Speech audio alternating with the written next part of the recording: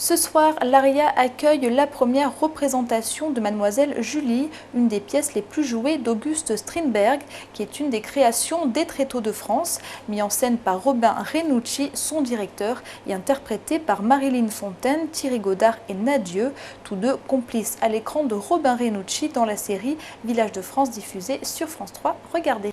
À 25 ans, vous n'êtes plus une enfant, vous ne savez pas que c'est dangereux de jouer avec le feu? Pas pour moi, je suis assurée. Non, vous ne l'êtes pas. Et même si vous l'êtes, il y a de la matière inflammable pas loin. Ce serait vous? Oui. Mais pas parce que c'est moi, mais parce que je suis un homme jeune. Et d'allure avantageuse. Et quelle incroyable fatuité. Un Don Juan peut-être. Ou un Joseph. Ma foi, je crois bien que c'est un Joseph. Vous croyez? J'en ai presque peur.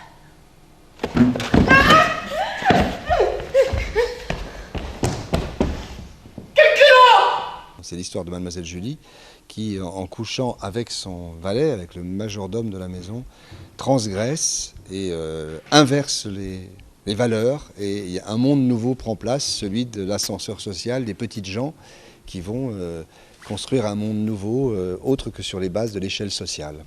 C'est un petit peu ça que vous aviez envie d'explorer à travers cette pièce? Il y a beaucoup d'éléments. Il y a celui que je viens de dire, c'est-à-dire un renversement de l'échelle sociale. Il y a la pulsion, le thème de la pulsion, c'est-à-dire que nos sociétés sont de plus en plus sous la tutelle de nos pulsions, hein, à tout niveau, on le sait, dans beaucoup de circonstances, hein, dans le consumérisme économique dans lequel nous sommes, mais aussi chez les gens, des gens qui passent à l'acte d'une manière très systématique. Et donc ici, il est question de passage à l'acte dans la plus grande répression, c'est-à-dire qu'on n'a pas le droit.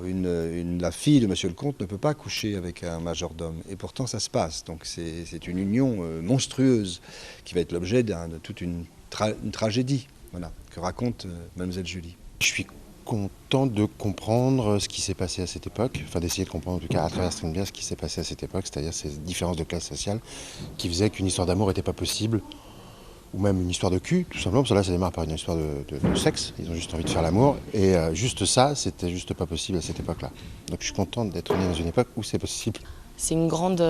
oui, c'est un tourbillon en fait dans lequel elle part, donc puis c'est magique. En une nuit, tout se transforme, tout se bouleverse, plus de jour, plus de nuit, enfin c'est un rôle magique, oui, moi j'ai beaucoup de joie à l'interpréter. Mais que faire alors? Fuir. Partir. Loin d'ici. Partir? Oui. Mais où? J'avais très envie de jouer Strindberg, donc c'est pour ça principalement que j'ai voulu le faire, et évidemment travailler avec Robin. Mais c'est vrai que le rôle de Christine, c'est pas celui qui apparaît le plus, qui fait le plus saliver une comédienne, c'est clair. Mais j'ai vraiment découvert le plaisir de jouer sur le plateau. Et surtout, je pense que Robin le met très en évidence, c'est un rôle très important pour lui. Je pense que c'est pas le cas pour tous les metteurs en scène qui s'attardent vraiment sur Julie et Jean.